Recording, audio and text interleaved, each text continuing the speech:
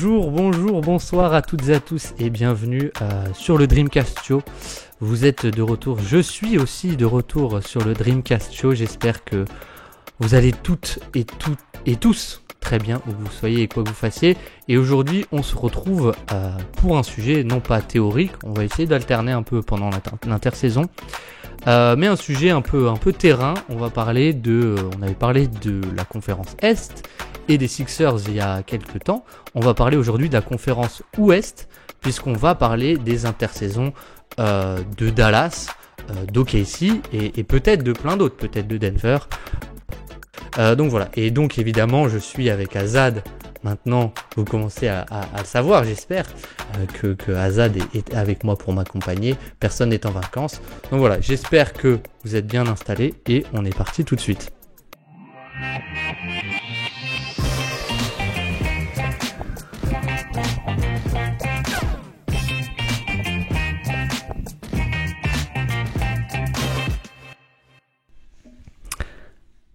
Et donc Azad, bienvenue dans le rôle du chroniqueur.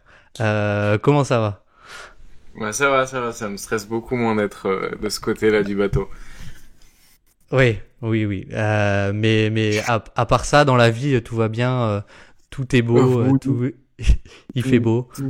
Oui, tout va bien. Là, tu vois, je suis actuellement en train de chercher des manières de faire des charts et des graphes dynamiques pour nos vidéos, donc vraiment des sujets qui me passionnent. Et non, mais qui me passionnent vraiment, c'est là où je me dis peut-être que ma vie est un peu triste, mais voilà. Donc tout va bien, toujours aussi content de faire ce projet ensemble, c'est toujours aussi cool. Donc voilà, nickel, tout va bien. Et puis content des retours qu'on a d'ailleurs aussi sur les vidéos et sur les podcasts. En vrai, on s'attendait pas à avoir autant de retours sympas sur YouTube. Donc ça, c'est quand même très chouette. Et on a bientôt 400 abonnés. Donc je me rends pas compte si c'est bien ou pas bien, mais c'est toujours plus que ce que j'avais imaginé. Donc c'est très cool. Ouais, c'est clair. On comprend pas tout à l'algorithme YouTube. Non. Parfois, il y a des vidéos qui explosent un peu 5-6 jours après qu'elles soient sorties. Mais ouais, on s'attendait pas à avoir, en partant de rien, je pense, autant de retours. Donc déjà, on peut vous remercier. Et puis, qu'est-ce que je voulais dire ? Oui, cette fois, tu ne tournes pas dans un hangar ou dans une grange où je sais plus où t'étais la dernière fois. Non plus. Je tourne dans un endroit particulièrement simple qui est ma chambre avec mon bon micro, mon bon écran. J'ai fermé les fenêtres, il n'y a pas une machine à laver qui tourne. Normalement, genre, putain, ça fait plus d'1 an que je fais des podcasts et je suis toujours autant un débutant. C'est une Mais catastrophe. non, mais bon, si nous sommes dans les conditions parfaites, je te propose de commencer tout de suite, et on va commencer avec Dallas, Ok. l'intersaison de Dallas finalement, finaliste sortant qui a fait beaucoup de moves, pas mal de moves, hein. Évidemment Klay Thompson, on l'a vu, mais plein d'autres. Est-ce que tu veux que je détaille un peu les moves qu'ils ont fait, ou est-ce que tu as un premier ressenti général sans trop rentrer dans le détail sur le finaliste sortant finalement? Eh ben, en réalité, d'un côté, j'ai envie de dire qu'ils ont fait peut-être la meilleure intersaison possible, parce que il y a plein de joueurs qui sont venus compléter des problèmes qu'ils ont eus, ou qu'ils allaient avoir suite au départ, par exemple, de Derrick Jones. Mais d'un autre côté, en fait, vu que c'est toujours difficile quand c'est plein de joueurs qui viennent compléter un peu des problèmes, parce que du coup, en répondant à un problème, parfois ils en créent d'autres, et du coup ils avaient besoin de consolider la défense extérieure sur le point of attack, sur les ailes, et ils l'ont fait, et ils avaient besoin d'ajouter du shooting, et ils l'ont fait, mais les joueurs qui ajoutent du shooting retirent de la défense extérieure, et les joueurs qui apportent un peu plus une défense sur les ailes ou sur le point of attack retirent, enfin en tout cas vont avoir plus de problèmes pour apporter du spacing et du shooting. Donc t'as un peu ce truc là de ils ont adressé tous les problèmes qu'ils avaient, mais est-ce que ça va avoir la bonne synergie entre guillemets pour bien fonctionner? Mais dans l'idée, pour moi, ils sont vraiment allés chercher des super coups. Ils ont fait des upgrades, tu vois, passer de Josh Green à Quentin Grimes. bon bah voilà, tu fais l'upgrade parfait en vrai d'un connecteur défenseur shooter entre guillemets moyen avec Josh Green à un Quentin Grimes qui lui a prouvé qu'il pouvait être très bon dans ce rôle-là et même dans une équipe compétitive. Donc bon, tu vois, c'est un des exemples. On va aller un peu plus loin après dans le détail, mais pour moi, c'est vraiment des belles upgrades et aussi des joueurs un peu peut-être surprises. Et je pense que les gens vont un peu plus les découvrir du coup maintenant qu'ils vont jouer dans des équipes compétitives et anciennement finalistes, comme Klay Najee Marshall. Thompson. Euh, Exactement. Je pense que les gens vont se rendre compte aussi à quel point Klay Thompson c'est difficile défensivement avec cette saison par contre. Mais ouais, Najee Marshall et Kessler Edwards, je pense que c'est plutôt une bonne chose. Et on va y en parler aussi après, mais Dinwiddie peut encore jouer un rôle intéressant, je pense, dans cette équipe. Donc finalement plutôt du bon boulot au final.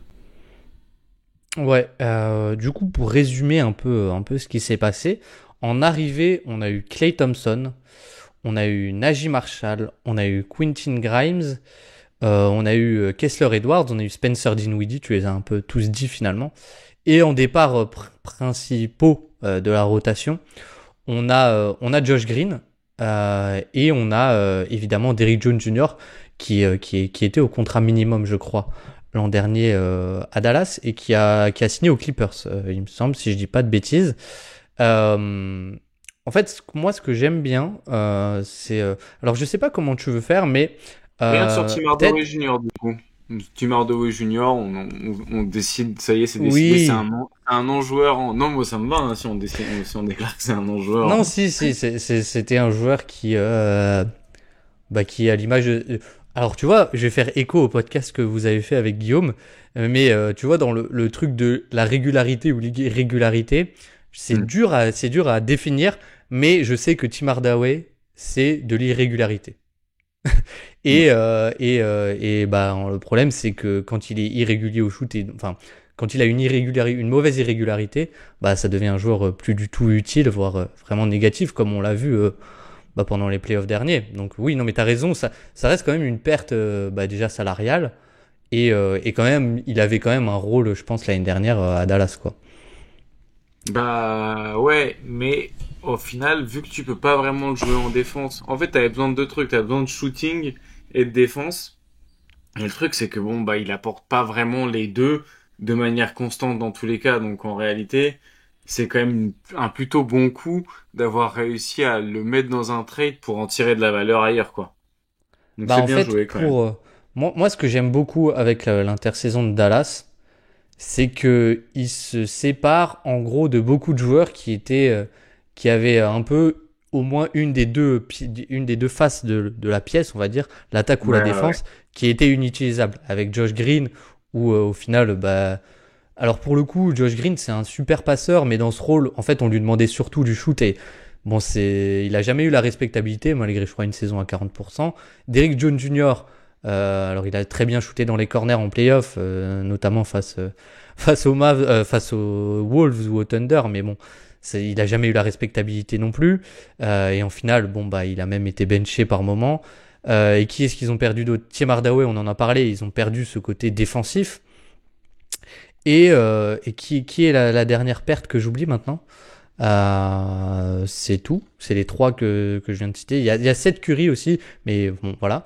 Et au final, tu gagnes quand même. Je trouve ce qui est assez intéressant, c'est que tu gagnes Quentin Grimes, qui est peut-être un moins fort shooter que Tim Hardaway Jr., mais qui a le côté défensif. Et Najee Marshall, qui a aussi ce côté beaucoup plus flexible, même défensivement, je le trouve beaucoup plus flexible qu'un Derrick Ouais. Jones Jr. Et ce qui est incroyable, c'est que je trouve c'est qu'en fait, Najee Marshall, ils l'ont quand même signé sur 3 ans, à 27 millions sur 3 ans. Donc, bah, je trouve avec l'augmentation du cap qui est à plus de 140 millions l'année prochaine, en fait, en termes de pourcentage du cap, ça représente rien du tout, quoi. Ça représente rien du tout pendant 3 ans. Donc, je trouve que c'est vraiment un beau coup, Najee Marshall. Et voilà, en tout cas, Najee Marshall et Quentin Grimes, Klay Thompson, évidemment que non, mais je trouve que, bah, il y a ce côté Tim Hardaway Jr., mais en mieux, en fait, parce que je trouve qu'il t'apporte quand même un shooting de meilleure Ouais. qualité. Et voilà, et surtout, voilà, Marshall et Grimes, ils t'apportent ce côté jouable des deux côtés du terrain. Donc ça, en fait, je trouve ça ultra positif, quoi. Ouais, clairement. Et en plus, il te retire rien selon la dynamique que tu as envie de mettre en place. Donc en fait, je trouve qu'il y a aussi du coup un petit peu une palette que tu peux avoir de manière tactique sur comment tu vas les utiliser.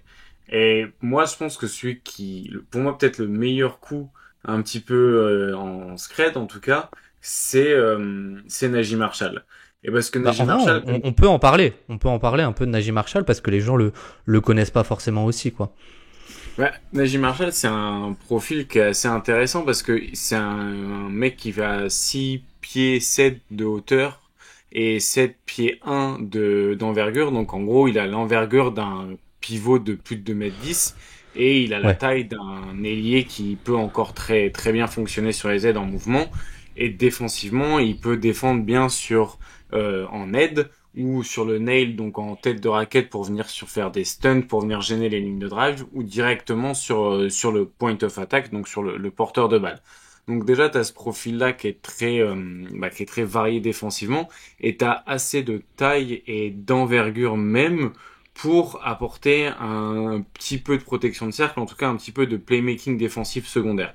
Donc t'as un joueur peut rester devant son défenseur, apporter du playmaking défensif, et en plus de ça, il y a un aspect peut-être qui est un peu sous-estimé parce que c'est un joueur qui est pas beaucoup regardé, ni les Pelicans, mais qui offensivement peut apporter pas mal de choses. Déjà, t'as l'aspect que, au final, c'est un joueur qui a régulièrement été assez efficace pour aller sur la ligne des lancers francs. Donc c'est un joueur qui provoque pas mal de fautes sur le régime de tir qu'il a. Après, en même temps, voilà, il est beaucoup de fois aussi tout simplement lancé. C'est pas un joueur qui se crée beaucoup. Il est assisté sur 3%, sur 3/4 de ses paniers. Mais il y a une certaine variété dans son jeu et pas seulement à la finition, même si du coup, juste pour donner un petit peu à la finition, c'est un joueur qui va quand même à un tir sur 3 au cercle, un peu de 3 points, qui peut aussi prendre du coup des tirs un peu dans le short mi-distance. Et cette saison, il a été bon à 3 points. Donc attention à l'année de la surchauffe. Cette année, il a été à 41% à 3 points, alors que avant, il avait fait des saisons à 37% et à 32%. Mais quand on regarde l'indicateur lancé franc, il est autour des 80%. Donc, tu peux espérer potentiellement que ça vienne graviter autour des 36%, 37% et que ce soit un joueur qui, dans certaines conditions, soit plutôt respecté. Et en plus, ce qu'il apporte au plus de ça, qui est pas toujours bien vu, je pense, enfin pas bien vu dans le sens où c'est mal vu, mais dans le sens où c'est pas bien compris, pas bien analysé, c'est qu'il a un petit jeu de passe. Il a cette capacité un peu de jouer le connecteur. Et je pense que c'est ce qui manquait pas mal, par exemple, à Derrick Jones Jr. dans ce rôle-là, Mm. du côté de Dallas en attaque. Et lui peut apporter un petit peu ce profil-là de création tertiaire en bout de chaîne et pour amplifier le décalage qui existe déjà. Donc au final, t'as quand même un profil hyper complet, qui est encore jeune, il a que 26 ans, et que t'es allé chercher pour pas cher, et qui remplit exactement ce dont t'as besoin à côté de Kyrie, Luka Doncic et Derek Lively. Ouais. Bah, tu m'énerves parce qu'en fait, t'as dit beaucoup de choses que je voulais dire sur Najee Marshall. Donc, Ouais. t'es un peu chiant. Mais ce qu'il faut dire, c'est que sa deuxième saison, tu vois, la première saison, il est à 37%, mais il joue que 22 matchs. La deuxième saison, il joue que 45 matchs. Donc, voilà. Mais en plus, sur des petits temps de jeu, hein. En fait, ça fait que 2 saisons qu'il est à, en gros, plus de 1000 minutes. Sachant que, du coup, il y a 2 ans, il était à 1700 minutes. Et cette année, il est à 1156 minutes. Et donc, en fait, ce qui fait un peu, on va dire, l'indicateur qu'on peut le plus, auquel on peut le plus se fier, je dirais que c'est l'indicateur des lancers francs, comme t'as dit. Mhm. Et donc, c'est vrai que là-dessus, c'est ultra intéressant. Et en fait, c'est vrai que numériquement, je pense et même dans un peu les gabarits, on va se dire que Najee Marshall, il va remplacer Derrick Jones Jr. et que Quentin Grimes, il va remplacer Josh Green. Mais en fait, en termes de profil, j'ai presque l'impression que c'est l'inverse, dans le sens où Najee Marshall, il apporte plus. Enfin, je sais pas ce que t'en penses, mais moi là où je le trouve vraiment bon, c'est dans la défense off-ball.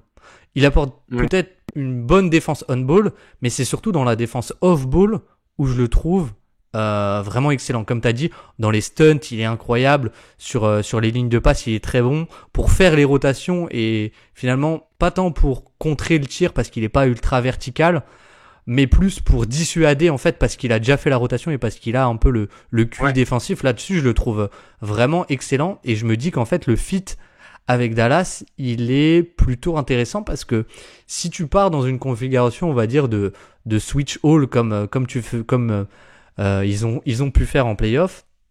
En fait, ce qui est intéressant, je trouve, avec Dallas, c'est à quel point on peut voir aussi que la NBA et un peu les principes qu'on avait sur la NBA défensivement et les stars, ça a pu changer. C'est-à-dire que peut-être que le meilleur moyen de cacher Luka Doncic, bah en fait, c'est peut-être de le mettre on ball et en fait de jamais le laisser en 1 contre 1 vraiment avec bah du coup des excellents défenseurs off ball.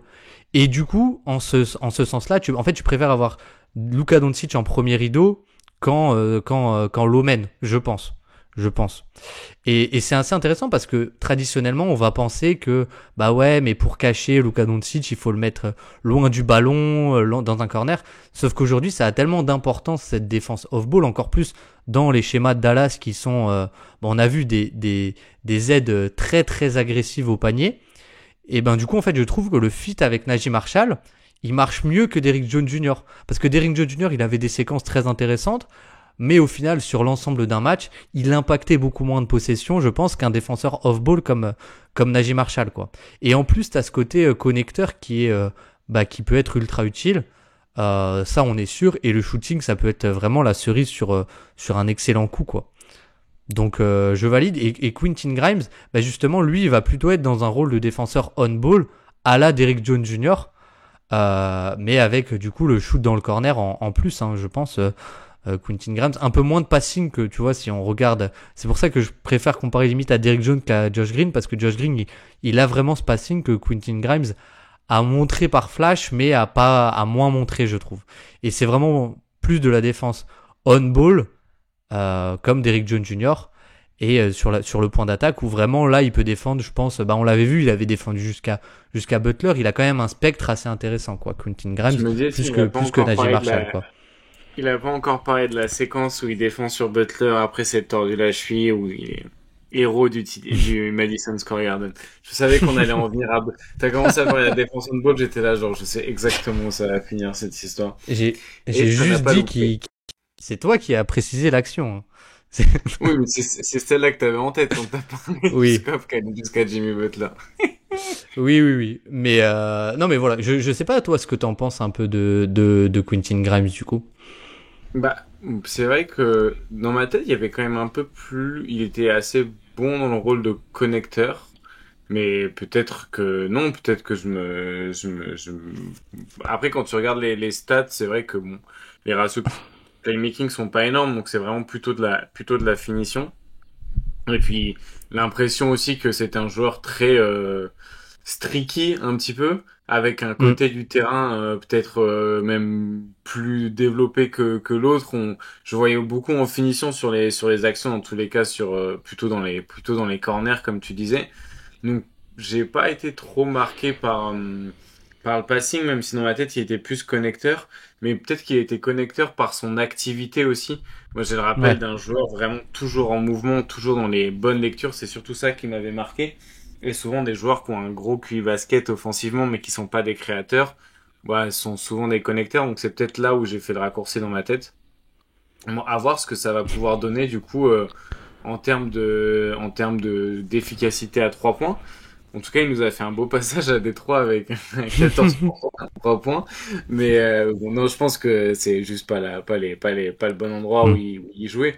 Mais c'est vrai que quand tu vois sa saison 2022-2023 où il est à 71% au cercle, 39% à 3 points sur 2000 minutes, où au final il est starter et il défend sur le meilleur extérieur adverse, tu te dis putain, en vrai ils ont peut-être fait un bon coup au final Dallas un petit peu Mm. sans que ça se voit trop quoi. Donc ouais, il y a quand même, elle va être sympa je pense cette équipe de Dallas à suivre et en plus de ça du coup c'est pas les seuls recrues qu'il y a eu parce que du coup on peut même parler avant peut-être d'aller sur Dinwiddie et Klay Thompson, il y a eu l'arrivée de Kessler Edwards qui est aussi un joueur pas inintéressant, qui a juste pas eu beaucoup de minutes dans des équipes intéressantes. Ouais, ouais. Mais juste pour finir un peu sur Quentin Grimes, c'est pour ça que je disais plus de flash, c'est parce qu'en fait le rôle qu'il a eu, c'était surtout un finisseur, mais ce qui est assez cool avec lui, c'est qu'il est capable d'attaquer les close-out vraiment très bien. Parce qu'il a vraiment un bon premier pas en fait. Et donc en fait il a ce côté où bah, il peut attaquer le close-out et faire la passe à la fin, mais en fait il a été utilisé dans un rôle beaucoup plus de finisseur que de fluidificateur. Et je pense aussi c'est pour ça que DiVincenzo a un peu pris sa place, parce que c'est peut-être un moins bon défenseur, un petit peu. Mais en termes de finisseur, Dante DiVincenzo il est meilleur. Mais ce que je trouve intéressant juste un peu sur le côté stat, c'est que les Mavs en gros depuis 2 ans, c'est quand même l'équipe qui arrive à créer le plus de tirs à 3 points dans le corner.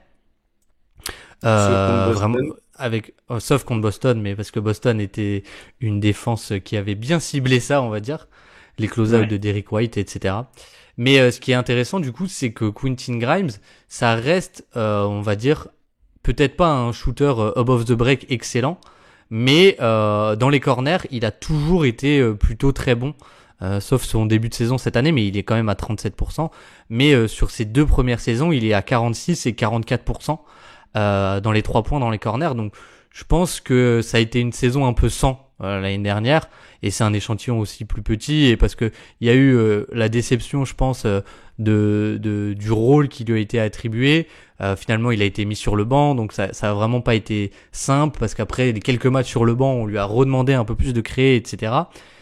Mais je pense que sur les trucs sur lesquels on peut être sûr, c'est qu'il y a le côté attaque de close-out, shoot dans le corner et défense du point d'attaque. Donc finalement, beaucoup de choses que recherche Dallas. C'est pour ça que je trouve ça ultra intéressant.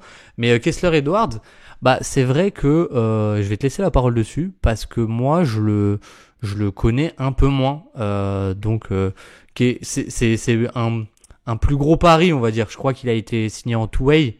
Il était aux Kings, je crois, l'année dernière, et ça a Ouais, pas c'est non plus ça. marché. Mais Non, non, non, qu'est-ce que mais t'aimes chez lui?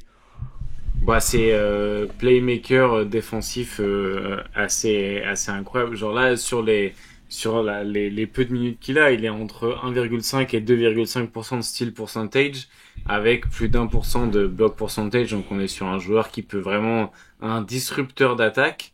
Et après, le problème, c'est que bah offensivement, t'as des mini flashs de connecteurs, mais t'as trop peu de minutes pour vraiment en profiter. Mais c'est quand même un profil physique assez particulier, un peu comme à la Najee Marshall, tu vois, il fait 6-8 avec une grosse Hmm. envergure, il bouge bien. Il y avait eu des flashs surtout à Brooklyn avant de passer par Sacramento. Et au moment du trade, je crois que c'était Guillaume qui parlait justement du fait que ce soit potentiellement une bonne chose pour Sacramento s'ils arrivaient à l'utiliser. Et au final, ça a été Keyon Ellis qui a plus joué ce rôle un petit peu de défenseur du point of attack, disrupteur défensif. Mais du coup, potentiellement, ça pourrait être une option pour lui du côté de Dallas. Après, moi, j'ai une petite question pour toi sur Quentin Grimes. Du coup, pour comment t'expliques qu'il ait perdu ses minutes? Pour toi, c'est vraiment une question de Dante DiVincenzo, il était juste meilleur en attaque? Bah en fait, je pense que c'est un peu le reflet de l'importance de la défense du point d'attaque dans les schémas d'Enix, qui, vu qu'ils sont ultra agressifs, finalement, l'importance, elle est moindre que sur une défense en drop, tu vois. Parce que si tu défends en drop, bah c'est un peu l'exemple classique, mais bah les Bucks ils pouvaient défendre en drop parce que elle était si bonne leur défense en drop, pardon, parce que Jrue Holiday, bah il navigue super bien les écrans, et un peu pareil avec les Wolves avec Jaden McDaniels. Et en fait dans les Knicks qui faisaient beaucoup de edge, voire de blitz, bah notamment on en parlera peut-être plus tard, mais grâce à Isaiah Hartenstein qui avait un peu cette mobilité, et ben c'était un peu moins important. Et off-ball, Dante DiVincenzo, ça reste un bon défenseur, je trouve. Donc ça se vaut, en fait, finalement, défensivement, presque ça se vaut.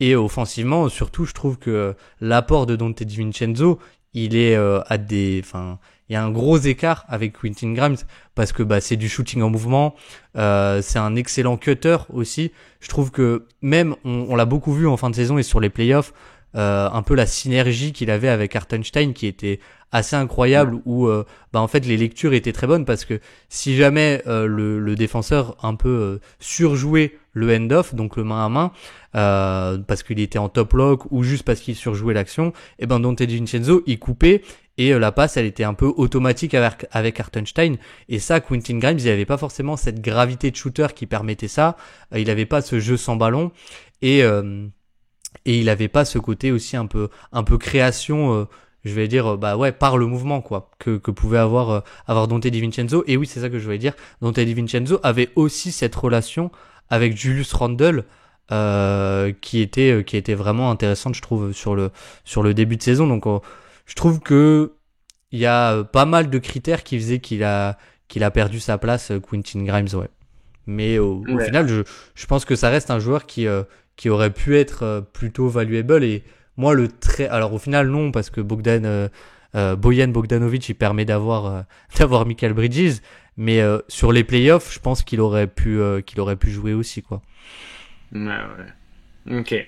Après, ouais, Donte DiVincenzo, pour donner un peu une idée en termes de volume à 3 points comparé au reste de la ligue, je crois que par 100 possessions, c'est le troisième plus gros volume à 3 points derrière Curry et Sam Merrill sur 40% de réussite. Donc vraiment, t'avais Donte DiVincenzo la saison dernière, en tout cas, c'est un des 10 meilleurs peut-être shooters à 3 points en termes de si tu fais volume, slash efficacité et que tu oublies comment le 3 points il est créé. Ouais, c'est assez ouf en vrai. Ouais, c'est ça. On passe pas juste d'un shooter moyen à bon, on passe d'un shooter bon, on va dire, à un excellent quoi.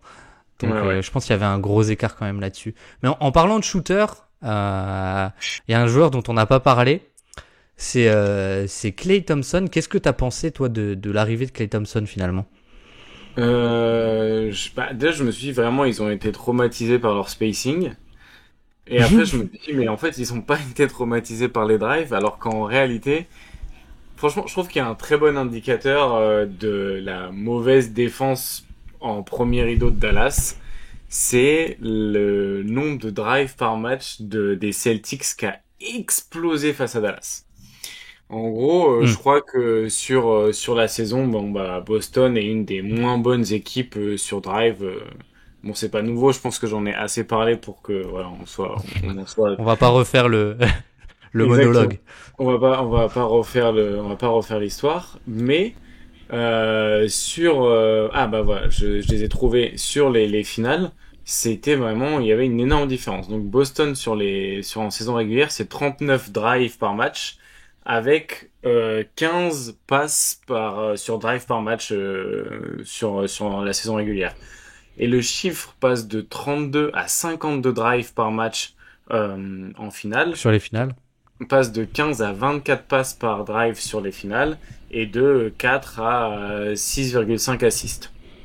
Donc en réalité, Boston qui avait comme problème potentiellement en arriver en playoff de moins être capable d'aller au drive.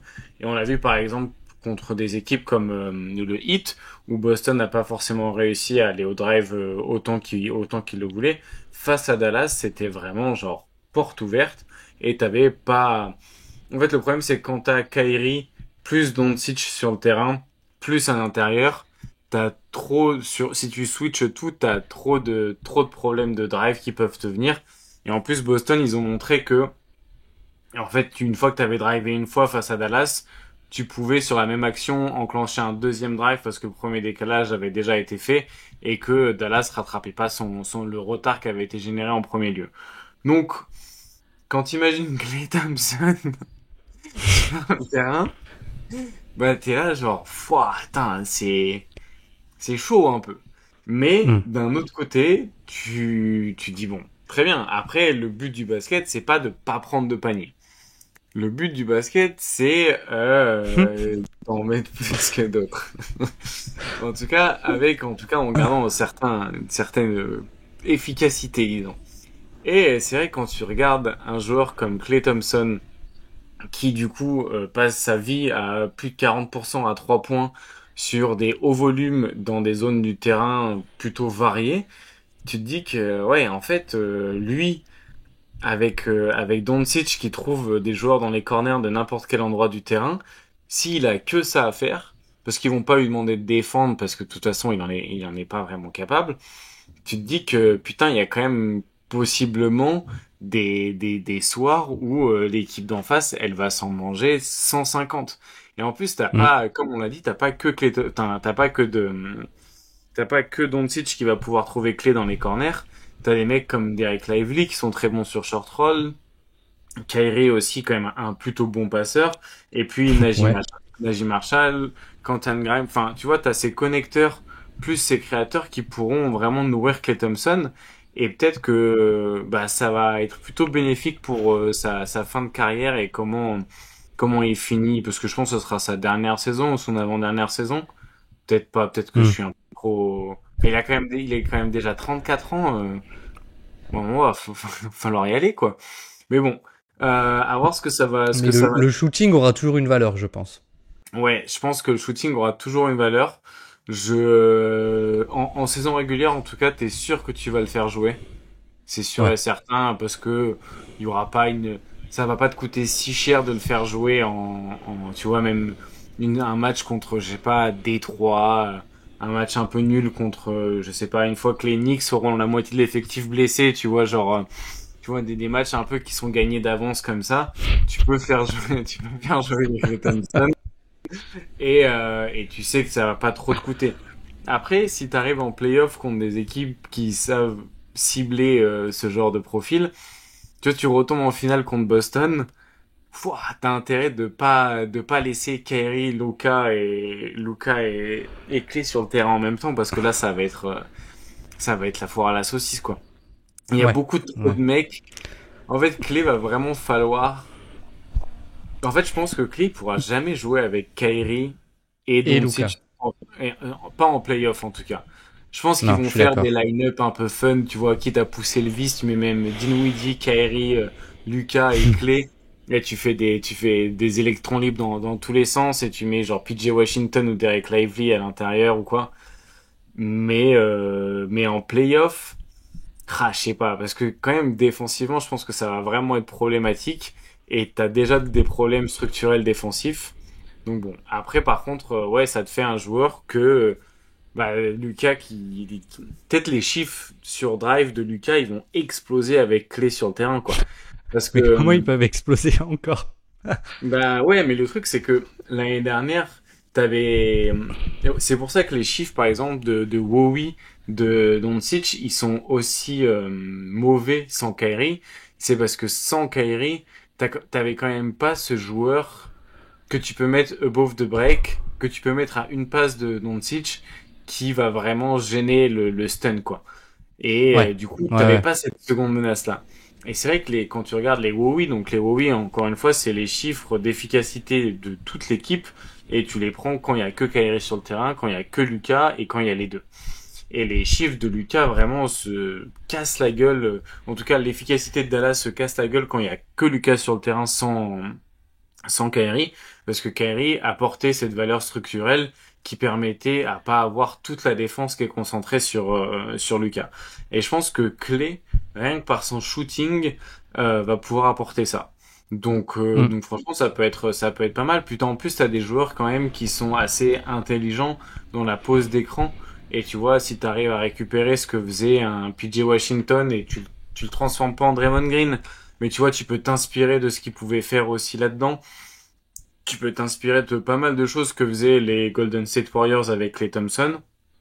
Donc bon, je me dis pourquoi pas. Les minutes de Klay Thompson en attaque, ça peut être vraiment intéressant.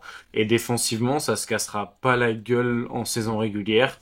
Donc en réalité, moi je dis banco. Je pense que c'est une bonne idée. Puis de toute façon, c'est un risque à prendre. Et je pense que t'as assez de...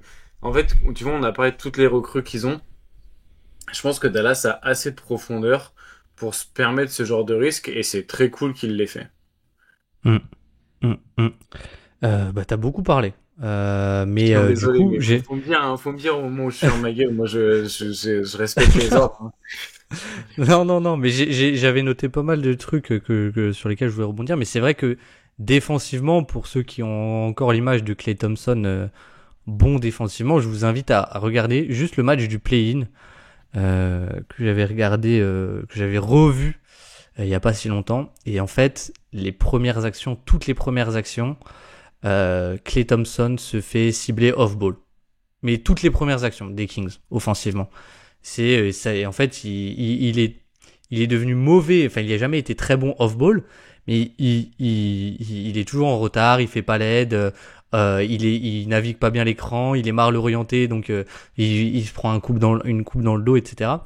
Et donc voilà, je pense que en fait, pour pas paraphraser ce que t'as dit, ce qui est intéressant, c'est qu'en fait, ce recrutement qu'ils ont fait cet été et Klay Thompson en fait partie, c'est la flexibilité de line-up que ça leur offre, en fait.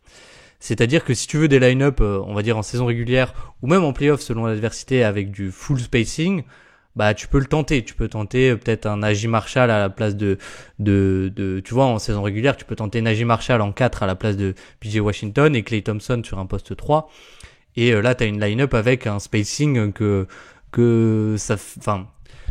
l'ère Kyrie Luka n'a jamais connu finalement. Ouais. Donc ça, je trouve ça ultra intéressant. Mais après, c'est vrai que en fait, Dallas avait une opportunité de signer quelqu'un et il n'y avait pas beaucoup d'opportunités de marché finalement.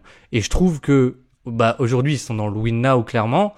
Et c'est peut-être le meilleur coup à tenter, je trouve, en termes de ce que ça peut t'apporter un Klay Thompson structurellement sur ton spacing, qui était quand même une de tes grosses lacunes. Donc en fait, je trouve ça super cool. Je trouve ça super cool, un peu ce côté. Voilà, je pense qu'il faut être conscient que Klay Thompson ne jouera pas avec Luka et Kyrie, mais finalement, en fait, si t'en as toujours 2 des 3, comme t'as dit, bah c'est super. Et si sur la saison régulière, t'as besoin de plus de spacing sur un match, tu peux aussi tenter ça. Si tu fais des schémas un peu moins en switch, peut-être que tu peux jouer parce que c'est vrai que mine de rien les schémas qui font les Mavs, je sais pas qu'ils ont fait en playoff en tout cas, je sais pas s'ils vont les faire pendant toute la saison régulière parce que je pense que c'est des schémas quand même un peu plus énergivores et t'as peut-être des matchs que tu peux gagner un peu par l'attaque, on va dire. Donc je sais pas, je pense qu'ils peuvent tester un peu d'autres schémas justement avec les Thompson défensivement, mais que de toute façon il jouera pas avec les deux. Donc voilà, c'est un ajout qui est en fait tous leurs ajouts, je trouve que tu vois, ça leur permet une certaine souplesse qu'ils avaient pas en fait en playoff où t'avais quoi qu'il arrive un spacing assez limité et si tu mets des line-up un peu et même défensivement t'avais pas trop le choix quoi de qui tu mettais. Donc voilà. Bon résumé. Est-ce que moi j'avais deux questions pour toi. C'est est-ce que tu trouves que cette équipe, ce serait quoi un peu sa lacune après cette intersaison, en tout cas théoriquement que tu lui garderais ou une nouvelle lacune qu'il n'y avait pas avant ou est-ce qu'il y a quelque chose où tu te dis ah oui c'est un peu limite là-dessus. T'avais l'air de dire la défense quand même, mais c'était que avec Klay Thompson. Non, c'est pareil, genre Dinwiddie, on décide que c'est pas un sujet. Ouais, En fait, tu peux en parler si tu veux. Non, je pense que Dinwiddie, ça peut être quand même intéressant dans le sens où ce sera parce que l'année dernière quand c'était Kyrie qui sortait à côté de Luka, il y avait plus de second créateur, quelqu'un qui soit capable de vraiment exploiter la gravité de Luka. Est-ce que Dinwiddie C'était finalement, presque à la fin de saison, c'était un peu Jaden Hardy quoi qu'on a vu, mais même ils lui ont donné même limite des ballons de création aussi, mais ouais. ouais. Bon, Est-ce que Dinwiddie, il n'y a pas encore de juice un peu à aller, je sais pas pourquoi je me prends pour un mec du Massachusetts aujourd'hui, c'est une catastrophe. Est-ce qu'il n'y a pas encore un peu de jus à aller chercher chez lui? Quand même, je pense déjà en termes de shooting, c'est un mec qui va être respecté. Pas complètement, mais en tout cas, jusqu'à que tu arrives en playoff, il va t'apporter du spacing. Après, ça se posera toujours la question de à côté de qui joue et où est-ce qu'il est positionné. mais je pense quand même que il peut t'apporter quelque chose de pas mal. Offensivement, je pense que défensivement, ce sera vraiment pas incroyable, mais ce sera pas non plus plus problématique que le joueur qui remplacera. Je veux dire, il est pas plus nul en défense que Kyrie ou Lucas et inversement. Que Donc au Kyrie final, peut-être. ouais, bon, Kyrie, je trouve, on a beaucoup fait sur sa défense. Ça reste un genre, il a beau Oui, mettre tous les efforts du monde, ça restera genre un joueur de petite taille entre guillemets qui peut pas non plus contenir grand-chose. Mais il a apporté beaucoup d'intelligence dans sa défense. Mais oui, non, mais clairement, doit être un défenseur un peu sous-estimé comme l'avait été Steph Kyrie, enfin comme l'est toujours Curry, Steph Kyrie. Waouh, longue journée. Steph Curry l'a été aussi. Mais ouais, pour moi, Dinwiddie, il y a quand même une valeur qui est pas mal encore à aller chercher. Ben, c'est quand même un mec qui a joué encore 2000 minutes l'année dernière. Tu vois, si t'as un relais ouais. solide sur tout le long de la saison, putain, en vrai, je trouve que il y a dans les recrues, parfois on dit ouais, mais ce mec-là, il va pas jouer en playoff, ou ce mec-là, il va pas avoir d'impact si X ou Y. T'es là, genre oui, mais avant d'aller en playoff, au final, il y a 82 matchs à jouer. Hmm. Genre, prenons les choses telles qu'elles viennent d'abord, et c'est quand même, tu vois, ce joueur-là, au pire, bah, si tu t'arrives jusqu'en playoff, tu le fais pas jouer, c'est pas grave, mais peut-être qu'il permettra de pas avoir un Lucas qui joue avec des pansements sur les genoux les playoffs, tu vois. T'as aussi ce truc-là, moi, Ouais. je pense, qui est vachement important, Bah de c'est et profondeur, qui ouais. bah ouais, et je trouve que l'effectif est vraiment profond, et je trouve que Dinwiddie rajoute justement un peu de cette profondeur-là. Non mais Mais du coup, c'est c'était vrai. pas du tout la question. La question que tu me posais, c'était le défaut. Moi, je pense que au-delà de la défense, qui du coup bah a les problèmes qu'on a vus contre Boston. En gros, leur défense a jamais été exceptionnelle de par leur effectif. Il l'a été de par les schémas qui ont été faits face à des équipes qui avaient des problèmes structurels de spacing en vrai. Mais concrètement, genre Oui, ils ont oui, oui. pas. Enfin, c'est un peu l'antidote à cette défense. Après, Boston a le spacing ultime, mais une fois que tu tombes contre un bon spacing, bah forcément, si t'es sous le panier, bah ça veut dire que t'es pas forcément à 3 points, quoi. Et quand t'as des bons shooters, bah tu dois un peu faire des close-out, plus des hard close-out, donc tu dois être plus engagé. Et après, ta défense, elle a un peu explosé. C'est un peu ça qu'on a vu pendant les finales et qu'on n'a pas vu face à Minnesota ou autre, parce qu'en fait, ils faisaient pas les close-out, en gros. Ouais. Et du coup, bah c'est tout le problème de la défense, mais c'est pas un gros problème que tu vas avoir en régulière, disons. Et ça dépendra de ta match-up aussi une fois arrivé en playoff. Par contre, moi, dans leurs défauts, tu vois, je sais, ils peuvent pas faire de five out. Hmm. Est-ce que c'est pas un problème en vrai À quel point d'avoir, tu veux. Ils ont fait. Bon, après, c'était une attaque, une excellente attaque à l'époque. Mais à quel point le fait d'avoir cette menace de lob pour Luca, c'est finalement. Vu que ton attaque, c'est, on va dire, quand même énormément de pick and roll et de. Bon, pas que du pick and roll simple, hein, mais des dérivés du pick and roll, on va dire. À quel point t'as besoin vraiment d'un five out plus que d'une menace de lob, tu vois. Comme là, t'en as quand même deux excellentes et encore une fois, je trouve ce qui est intéressant, c'est la complémentarité. C'est que si t'as besoin d'un plus passeur, tu peux mettre Derek Lively et Daniel Gafford, c'est limite encore une meilleure menace de lob que Derek Lively, quoi. Donc je sais pas à quel point t'en as besoin de ce five out en fait. t'en aurais pas eu besoin en finale? Bah, c'est facile à dire. Enfin, oui, t'en aurais eu besoin offensivement, mais déjà, si t'avais pu avoir un 3 ou un 4 out, ça aurait été pas mal, quoi. Ça aurait été pas mal. Et à quel point c'est, tu vois, à quel point Boston, c'est une anomalie, parce qu'ils peuvent faire ce 5 out, mais en fait, combien de pivots peuvent shooter et en même temps compenser les erreurs de Luka, enfin les erreurs, ou en tout cas le côté défensif de Luka et Kyrie, quoi.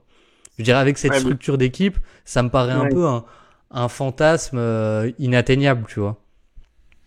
Et sinon, tu fais jouer PJ Washington poste 5.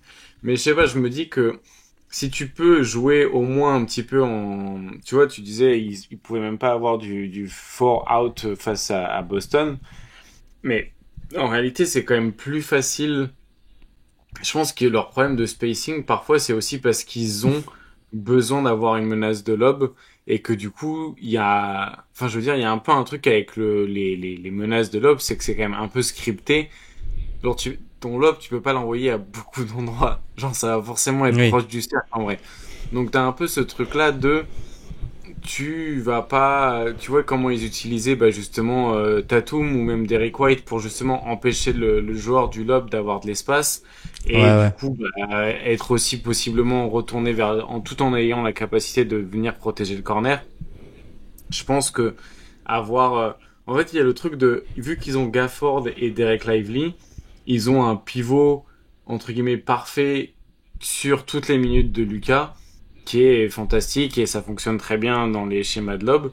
Mais du coup, t'as ce truc-là de, est-ce que la redondance de leur poste a pas une limite parce que justement, ça, tu peux pas non plus, genre la manière dont tu peux t'adapter Hmm. tactiquement est quand même assez limité. Du coup, c'est fantastique parce que t'as 48 minutes pas du même joueur parce qu'il y a des choses différentes, mais d'un joueur parfait de complément pour Doncic.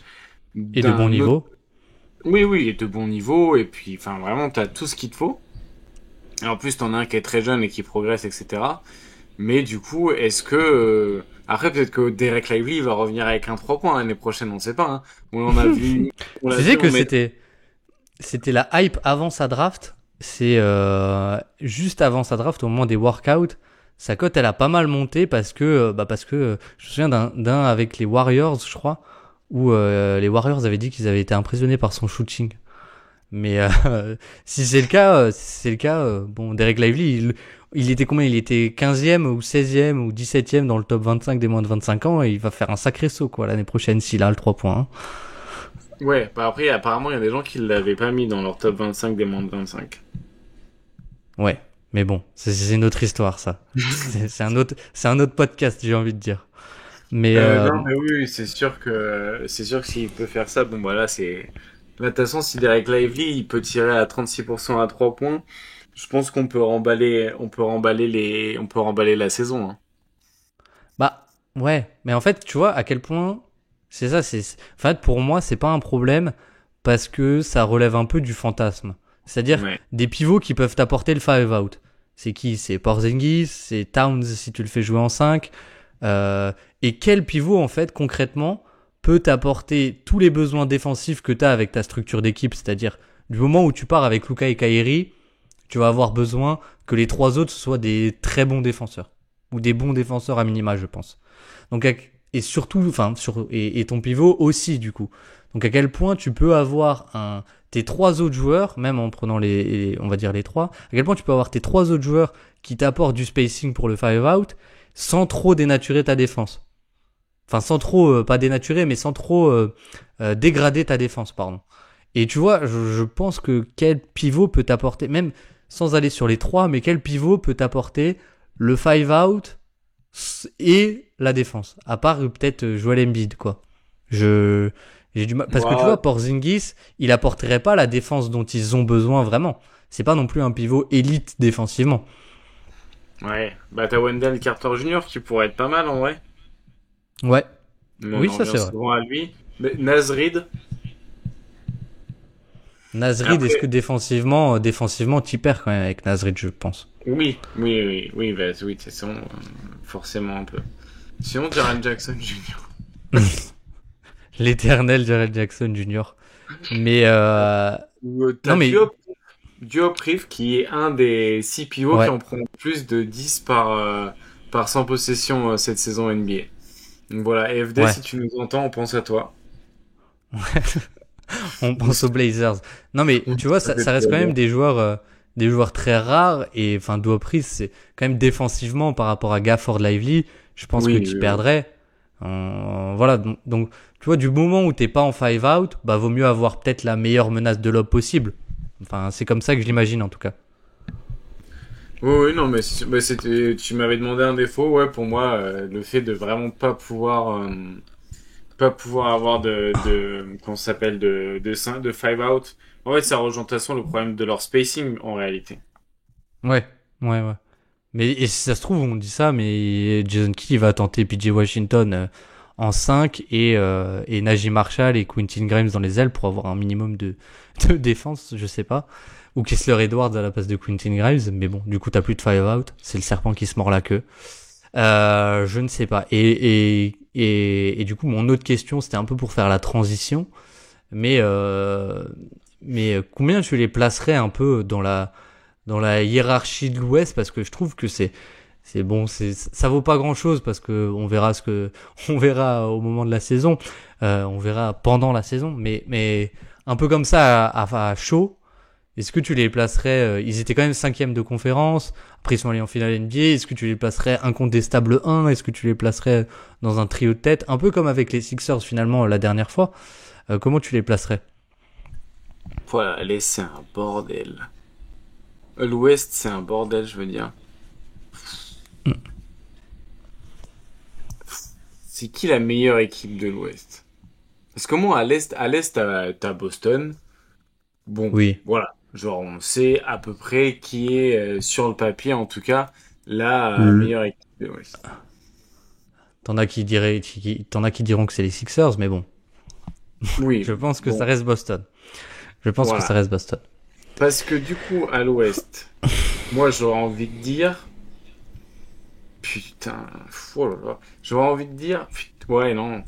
J'ai envie de dire OKC, peut-être. Je pense que c'est la meilleure équipe de l'Ouest. Et Dallas, du coup. Pardon. Et Dallas, je la mettrais... Oh là là. Deuxième? Deuxième? Ouais, ouais. Mais en gros, dans le duo, trio de tête, quoi. Bah, le problème, c'est que Denver, franchement... vas-y, C'est dur de les enlever, quoi. Ouais, mais le Malgré problème, tout, c'est que c'est dur de les enlever. leur intersaison, elle pue la merde, quoi. Je suis désolé Oh pour les enfants. non! Oh, mais vas-y, c'est bon. Comment on mute quelqu'un, là?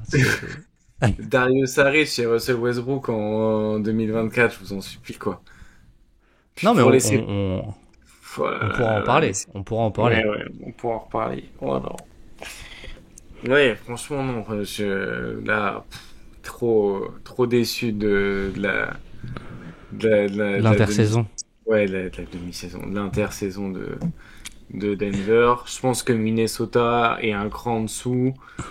Ok. Les Suns, les Suns pour moi sont ouais en dessous de ce groupe-là. Les Lakers, je me dis, les Lakers quand même point d'interrogation. Mais bon, Hmm. ça dépendra trop de la Après, santé. t'as les Pélicans aussi, dont on n'a pas parlé. Non, non, mais vas-y. Et oh, si tu veux pas que j'insulte des gens en heure d'écoute, pas de sujet qui fâche, s'il te plaît. Je pense que cette année, je vais pas regarder les Pelicans. Voilà. Ils m'ont trop énervé. Je vais pas regarder. De toute façon, je regarderai pas une minute où il y a des gens téméraires sur le terrain. Après, pour faire l'avocat du diable sur les Pélicans, bon, grosso modo, ils remplacent quand même Dyson Daniels, qui était un non-shooter absolu, par Dejounte Murray, qui est un non-shooter, enfin un shooter moyen, on va dire. Mais c'est même pas un problème qu'il joue, c'est Techniquement, il y a plein. une upgrade. Techniquement, il y Mais a une oui, mais upgrade. il te coûte 25% d'usage. Dyson Daniels, il te Ouais. coûtait pas un ballon. Oui, mais à quel point il te coûtait aussi pas de ballon parce qu'il comment dire, il avait une valeur de spacing encore plus négative que des gens Murray, quoi. Ouais, mais du coup, Après, il sortait du banc. ça va partir en podcast sur les Pelicans. Mais du coup, non, mais juste un mot, c'est genre, il y a CJ McCollum, Dejounte Murray, Brandon Ingram et Zion Williamson sur le terrain. À eux quatre, ils sont tous à plus de 25% d'usage. Et t'en as qu'un qui est à plus de 100 true shooting plus. Hein, je vous laisse deviner c'est lequel et je vous laisse vous deviner c'est lesquels les bras cassés de l'équipe. Enfin bref, non, franchement, c'est pas possible. Il y en a aucun qui apporte du spacing en plus. Enfin, vraiment, c'est une catastrophe. Ouais, bon, les quatre défensivement, c'est pas non plus Bah, Brandon bon. Ingram, c'est bien défensivement, mais du coup, Oui, ouais, mais tu voilà. vois, mais après, ce qui est intéressant, c'est est-ce qu'ils vont vraiment jouer avec les quatre? Est-ce qu'ils vont vraiment jouer avec les quatre ensemble? Je sais Je pas. sais pas. Je suis pas sûr. Enfin, j'espère pas en tout cas. Parce que je me dis, si t'en as deux ou trois sur les quatre avec des Trey Murphy, des Herb Jones, des joueurs comme ça, bon, du coup, plus Najee Marshall et plus Dyson Daniels, mais peut-être un Jordan Hawkins, tu peux quand même avoir des line-up super cool, quoi. Donc, je serais enfin, je laisserai en tout cas le bénéfice du doute à ces Pélicans. Ouais, Et je sais Memphis, pas. on n'en a pas parlé, mais Memphis, il y a un Alors, peut-être qu'il y a une petit. vidéo sur Memphis qui va bientôt sortir. Mais Memphis, ouais. Hein. Memphis, je les mets avec. Memphis, je les mets avec Minnesota. Et les Suns, du coup, ou les Suns, tu les mets en dessous de Memphis? Euh, les Suns, je les mets au-dessus. Genre, je pense que je mets OKC, Dallas, Denver, les Suns, Lakers, Ah ouais, Timberwolves, Memphis, Pelicans. Qu'est-ce qu'il y a? J'ai oublié un truc. je trouve les Lakers hauts, mais je suis un peu moins. Mais les Lakers, ils sont, et en vrai, je pense que les Lakers, ils sont juste fait éliminer en premier l'année dernière parce qu'ils sont tombés sur Denver. Mais en vrai, l'année Et parce que dernière, Jamal Murray a quand même, enfin, mis 2 shoots au buzzer, c'est des matchs qui auraient pu tomber pour eux aussi, quoi. Ils sont pas si loin de oui, l'upset, franchement. oui, c'est ça. Et puis, non, je sais pas, c'est une équipe qui est assez équilibrée, en fait, les Lakers, en termes d'attaque et de défense. De toute façon, t'as Anthony Davis et LeBron James, donc pour moi, t'es genre top 5, top 6 de conf. Enfin, même si tu vas jouer sur la Lune, si t'as Davis et LeBron James, Hmm. Ok, ok, d'accord. mais après, faut qu'ils jouent, tu vois, dépendamment de la santé. Mais c'est pareil pour les Suns, en vrai. Ouais. Donc, Et pour les Clippers, fut un temps, enfin, même encore cette ouais, année, bah hein. ouais, les Franchement, les Clippers. Clippers, défensivement, ils ont une équipe. C'est impressionnant, je trouve. Sur le papier, c'est impressionnant.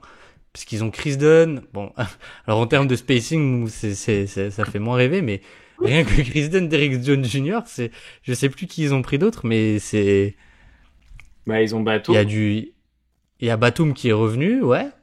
Mais ouais, franchement, ça peut être une équipe défensive très sympa, hein. Ouais, Ah, mais ouais, ouais, mais le c'est problème, vrai qu'ils c'est ont qu'il y est-ce qu'il va jouer ils ont Kawhi? Parce que si voilà. Kawhi, il joue pas, ça veut dire que si Kawhi, il joue pas, on va avoir le droit du Harden à 40% d'usage 35% d'usage. qui va plus au cercle. Oh là là, putain, ça va être une catastrophe. Préparez-vous pour les step back, hein. Oh, waouh. Non, ils Ouais. ont, alors malheureusement, enfin, ouais, bon, ils ont repris Kevin Porter Jr., quoi. Donc, bon, ça, chacun pensera ce qu'il voudra, mais bon, je trouve ça, je suis pas fan, on va dire, de la signature. Je suis pas fan. Chacun voit midi à sa porte. Non, c'est pas ça la phrase. Je sais pas c'est quoi la phrase, ne me demandez pas. Restons sur celle-là, franchement, elle est bien. du coup, est-ce que sur Dallas, t'avais d'autres trucs à dire? Est-ce que j'avais d'autres trucs à dire? Non. Non, je pense que franchement, on a fait un bon tour. Moi, le début, c'était pas marrant parce que je pense que j'ai le même top 3, 4, 5 que toi, je pense. Je dirais que j'ai le même top 3 et derrière, j'aurais Minnesota, pardon, et Phoenix. Parce que Bud, quand même, bon, on n'en parlera pas, on n'en fera pas tout un épisode. Mais je trouve que Ouais. l'arrivée de Bud avec cet effectif, elle change quand même pas mal de trucs. En tout cas, ne serait-ce que sur la régulière. Hum, sur le régime de tir, etc. Je pense que ça peut changer quelques trucs quand même. Mais sinon, non, je pense on a fait le tour. Est-ce qu'on se dit qu'on coupe là et qu'on fait un épisode spécial OKC du coup dans la foulée? Et comme ça, il Bah y ouais, aura 2 fois hein. plus de podcasts. Et c'est le Baptiste du montage qui reprend la parole. Désolé pour cette fin d'épisode un peu chaotique, mais on a eu quelques soucis techniques juste après ce moment. Donc je me permets de reprendre la main. Donc ce qu'on a décidé en off, et tout simplement vous dites mais pourquoi on a un podcast cette semaine alors qu'ils avaient dit toutes les 2 semaines? Et ben c'est qu'on allait faire OK ici et que donc vous allez avoir un podcast cette semaine et un podcast la semaine prochaine sur le Thunder. Donc voilà, j'espère que cette petite épisode détente mais quand même un peu sérieux vous aura plu. Et nous on vous dit à la semaine prochaine. Merci encore une fois de nous avoir écoutés. Et à la semaine prochaine pour parler du Thunder. Prenez soin de vous, passez une bonne fin de journée. Ciao ciao.